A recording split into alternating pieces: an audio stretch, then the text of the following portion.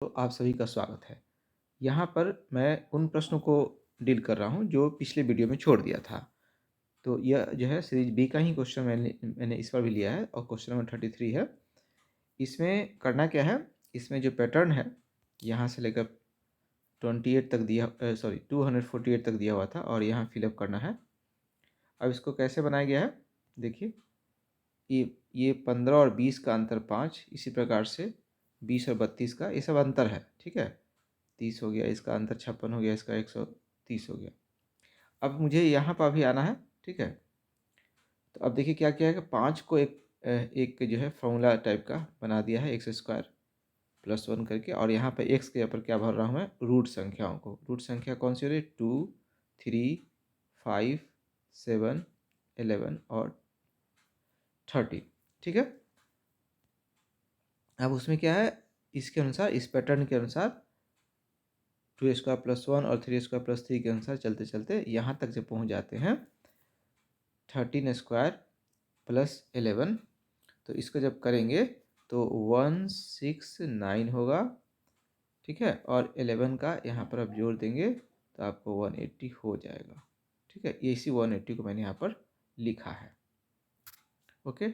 अब क्या करना है कि ये जो है 180 आ गया, उसमें 248 को रखना है, क्योंकि यहाँ पर 248 लिखा 180, तो 8 2 4 यानी कि 428 यानी 428 आपको ये आंसर यहाँ पर आ जा रहा है, आप देख सकते हैं, ठीक है। पैटर्न का निर्माण कैसे हुआ है एक बार इसको भी देख लीजिए।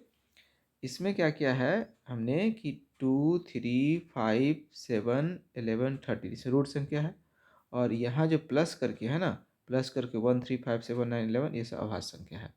तो बढ़ते क्रम में पैटर्न बन रहा है और ये एक फलन जैसा फॉर्मूला को स्थापित किया गया है, ठीक है दोस्तों। अब जो चलते हैं अगले प्रश्न पर। अभी अभी मैंने इसी प्रश्न को डील किया है 33, और यहाँ ऑप्शन है 428, यही आंसर आया था मेरा 428। अब चलते हैं नेक्स्ट। यहाँ देखिए, यहाँ पर है क्वेश्चन नंबर 39। इसमें लिखा हुआ है कि कौन सा असत्य है, ठीक है।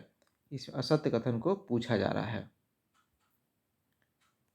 अब यहाँ पहला ऑप्शन दिया हुआ है, प्रत्येक वर्ग एक समचतुर्भुज होता है, प्रत्येक वर्ग एक आयत होता है, और इसी तरह से है आगे चल के, प्रत्येक समचतुर्भुज एक समानांतर चतुर्भुज होता है, उपयुक्त में से एक से अधिक और इनमें से कोई नहीं। तो इसमें कई लोग को प्रॉब्लम हो रहा है। अब प्रॉब्लम के पीछे कारण भी है। ऐसे देखा जाए पुराने पैटर्न के अनुसार तो आंसर तो आपका यही होना चाहिए, आंसर ये होना चाहिए, क्योंकि असत्य ये है, ये पहले होता था। बट आजकल जो है, जो एनसीईआरटी परिभाषित कर रहा है उसमें एंगल जो वर्ग का शीर्ष पर, वर्टेक्स पर जो एंगल होता है उसका महत्व नहीं दे रहा है। ऐसे में विभिन्न स्रोतों से मैंने देखा है कि ऐसे में ये इसको असत्य, इस ए को असत्य नहीं लेंगे, इसको भी सत्य ही लेंगे, ठीक है। अब इसके लिए मैं आपको प्रूफ दिखा रहा हूँ एनसीईआरटी का। दोस्तों मैं ये प्रूफ आपके लिए आया हूँ 8 क्लास का। आप जाएंगे 8 क्लास के बुक पे, एनसीईआरटी की 8 क्लास की बुक में मैंने डाउनलोड किया है, फिर स्क्रीनशॉट लिया है, तो आपको ये पेज दिखाई पड़ेगा, ठीक है। आप ये पेज देख सकते हैं, पेज नंबर है 56, 8 क्लास का एनसीईआरटी, ठीक है, इंग्लिश मीडियम। अब इसमें सबसे पहले तो उसमें कोरिलेटर के बारे में पूरा चैप्टर पढ़ा दिया है, और चैप्टर के अंत में जो समरी देता है वहाँ पर ये पेज आपको मिल जाएगा, लिखा what have you we discussed. तो समरी में बता देता है क्या आपने सीखा है, क्या डिस्कस किया गया है। अब यहाँ पर आप गौर कीजिए, देखिए यहाँ पर कोरिलेटर का नाम हो गया, पैरेललोग्राम, उसका फिर क्या प्रॉपर्टीज रहा है, जैसे रोम्बस हो गया, रेक्टेंगल हो गया, इसको देखते जाइए। यहाँ आपका स्क्वायर मिल रहा है ना, स्क्वायर यहाँ मिल रहा है। देखिए rectangle with sides of equal length हो गया, और इस साइड में जब प्रॉपर्टी वाला साइड में देखते हैं तो लिखा हुआ है all the properties of a parallelogram, rhombus and a rectangle. तो क्लियर है यहाँ पर कि सभी प्रॉपर्टीज रोम्बस के, पैरेललोग्राम के, रेक्टेंगल के किस में होते हैं, स्क्वायर में होते हैं। इस चार्ट को फिर से आप देख लीजिए, ये एनसीईआरटी है, ओके, इसलिए मैं इसको दिखा रहा हूँ। अब इसको थोड़ा सा और भी दिखा दूँ आपको। अब यहाँ मैं आपको दिखा रहा हूँ एनसीईआरटी के इसी चैप्टर में एक एक्सरसाइज भी दिया गया है और इसमें आपको प्रश्न भी हूबहू मिल रहा है। All squares are rhombus and also rectangle. इसमें ट्रू एंड फॉल्स आपको बनाना है, आप जाके उत्तर भी चेक कर सकते हैं। इससे भी आपको स्पष्ट हो जाएगा कि मैं यहाँ जो बता रहा हूँ सही बता रहा हूँ। ऑल स्क्वायर्स आर रोम्बस बिल्कुल सही है, मतलब सभी वर्ग समचतुर्भुज होते हैं। और आपके मन में जो आपत्तियाँ उठ रही हैं वो मेरे मन में भी उठी थी, ठीक है, इसलिए मैंने उस वीडियो से उसे हटा दिया था। यहाँ पर विषम समचतुर्भुज जैसे आपके मन में आ रहा है कि जब विषम समचतुर्भुज होगा तो वर्ग तो हो ही नहीं सकता है। बिल्कुल सही बात कहा, लेकिन आप ये जान लीजिए कि आधुनिक सिचुएशन में हम बात करेंगे।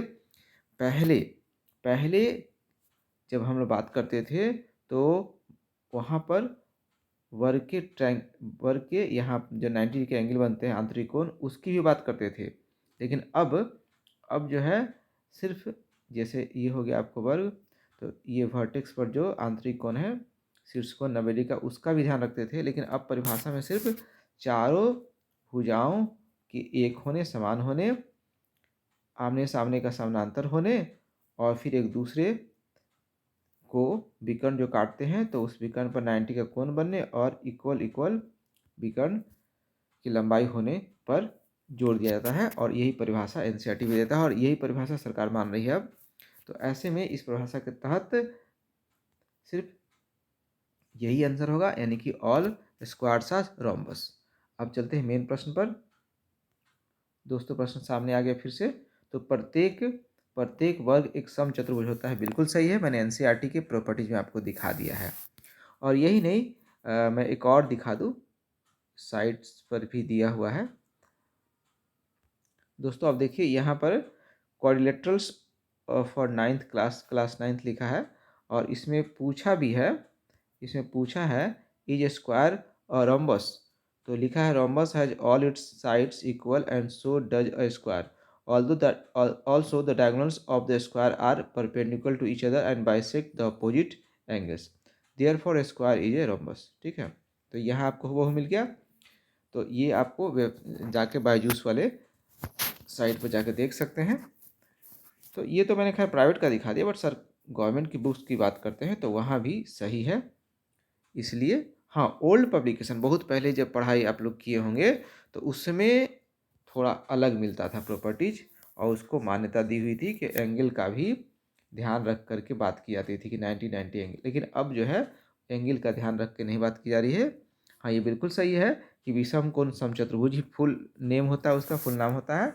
और विषम कोण होता भी है, वहाँ पर प्रत्येक कोण यानी कि रोम्बस के यानी कि समचतुर्भुज के प्रत्येक कोण 90 नहीं होते। ये बात सही है, लेकिन परिभाषा को जहाँ तक सीमित किया गया उसी को ही प्रॉपर्टीज लेते हुए ये माना जा रहा है कि प्रत्येक वर्ग समचतुर्भुज होता है, और ये सही है, इसमें कोई विवाद अब नहीं होना चाहिए।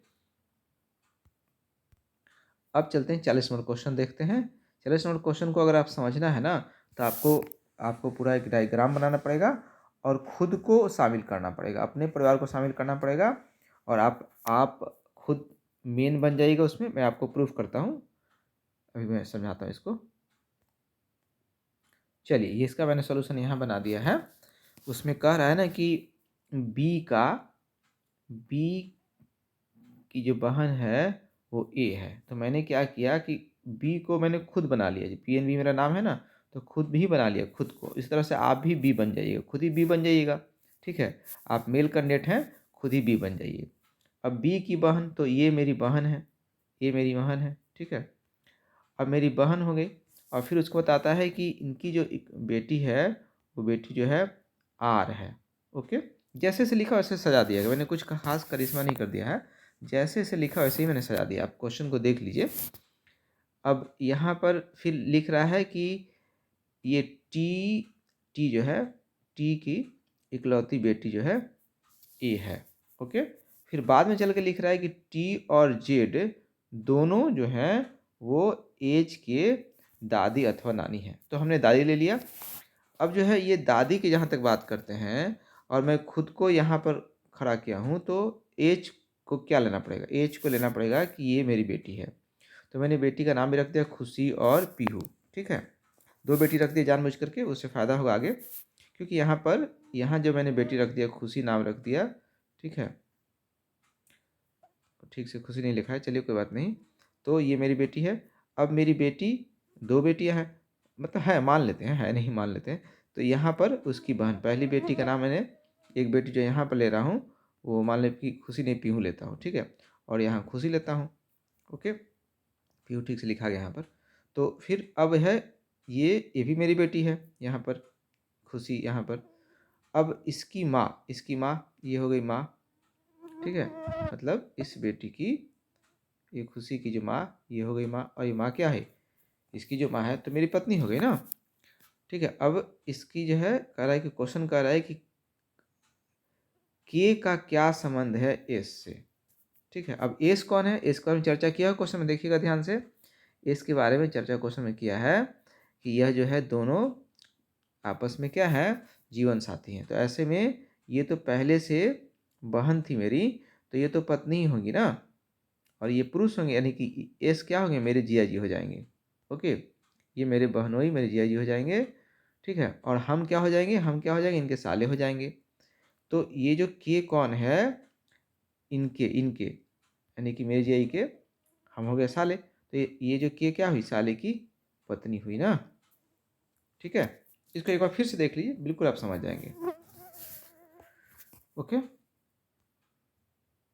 हाँ दोस्तों, इस प्रश्न का उत्तर जो है मैं ये बताना क्लियर भूल गया था। ये तो प्रत्येक वर्ग एक समचतुर्भुज है, यह सही कथन है, करेक्ट स्टेटमेंट है। प्रत्येक वर्ग एक आयत है, ये भी करेक्ट स्टेटमेंट है, सही कथन है। प्रत्येक समचतुर्भुज एक समानांतर चतुर्भुज होता ही है, ये भी बिल्कुल सही है। तो सभी बातें सही ही हैं। और यहाँ पूछा असत्य, तो असत्य कोई भी इसमें से नहीं है, इसलिए रिक्वायर्ड आंसर आपका होगा उपयुक्त में से कोई नहीं, ठीक है? ये मैं समझा, कॉन्सेप्ट मैंने समझा ही दिया अभी, बट वो कौन सा होगा इसमें से क्लियर नहीं किया था मैं, अभी याद पड़ा कि छूट रहा था। तो उपयुक्त में से कोई नहीं, इसको आंसर जो लगाए होंगे, ई लगाए होंगे, तो उनके मार्क्स मिल जाएंगे। हाँ, कुछ क्वेश्चन हार्ड थे, तो अगर आपने छोड़ दिया है तो कोई अफसोस की बात नहीं। जैसे रीजनिंग वाला भी मैंने बताया हार्ड था, काफ़ी टाइम टेकिंग हुआ, हम लोग को भी कन्फ्यूजन भी हो गया। तो वैसे में अगर छोड़ दिए तो अच्छी बात है, ठीक है? तो अफसोस नहीं कीजिएगा। और जो प्रश्न आए हैं बीपीएससी के इस बार के, वो प्रश्न 30 सितंबर को जो एग्जाम हुए थे उससे हार्ड आए हैं, उनकी तुलना में हार्ड आए हैं। तार्किक प्रश्न है, तो कट ऑफ की जो मैंने बात की थी कि 90 कट ऑफ होगा, जब मैं टेस्ट सीरीज चला रहा था तो मैंने बताया था कि 90 कट ऑफ मैं मान के चल रहा हूँ। तो नहीं, 90 से काफ़ी कम कट ऑफ होने वाला है। बट 100% अभी मैं कुछ नहीं बोलूँगा, क्योंकि सर्वे थोड़ा करना ज़रूरी है। हाँ, एक स्टेटमेंट मैं क्लियर दे रहा हूँ कि 90 से कम कट ऑफ होगा। अब 90 से कम कट ऑफ 70 होगा, 75 होगा, 85 होगा, ये मैं इस समय नहीं कहूँगा। लेकिन 90 का जो मैंने रखा था पहले टेस्ट सीरीज में, यानी कि 12 फरवरी के एग्जाम से पहले जो मैं टेस्ट सीरीज में रखा था, तो 90 की बात से मैं कह रहा हूँ कि नहीं, 90 से नीचे ही कट ऑफ रहेगा। ओके, थैंक यू दोस्तों। और किसी प्रश्न में आपको दिक्कत हो रही, लग रहा है कि हिस्ट्री का बनाना चाहिए, तो आप देखिए कमेंट कीजिएगा, तब तो मैं भी कुछ उत्साहित होऊंगा ना, तो मैं बना दूंगा। ऐसे कई लोग तो खुद से मिलाते हैं, और ज़्यादा अच्छा ही खुद से मिलाना चाहिए, क्योंकि आप देखे हो कि जो लोग सेल्फ स्टडी किए थे उनको इस परीक्षा हॉल में ज़्यादा फायदा हुआ। जो यूट्यूब पर डिपेंड थे या ऑनलाइन क्लासेस कर रहे थे खूब सारा, उससे नहीं होता, सेल्फ स्टडी करना पड़ेगा। और एक ऐसे टीचर से जुड़ कर पढ़ना पड़ेगा जो पढ़ने का सही तरीका बताता हो। और हमारे स्टूडेंट्स ने ये काम किया था, अच्छे ढंग से पढ़ाई किया था, तो काफ़ी अच्छा स्कोर उन्होंने, काफ़ी अच्छी क्वेश्चंस बनाए अच्छी संख्या में, और स्कोर भी अधिक होगा ही होगा। चलिए दोस्तों, सब्सक्राइब कर लीजिए। अगर आपको लगता है कि मैंने कुछ लाइक काम किया है तो लाइक कर दीजिएगा, और शेयर अवश्य कीजिए, ठीक है? Okay, thank you.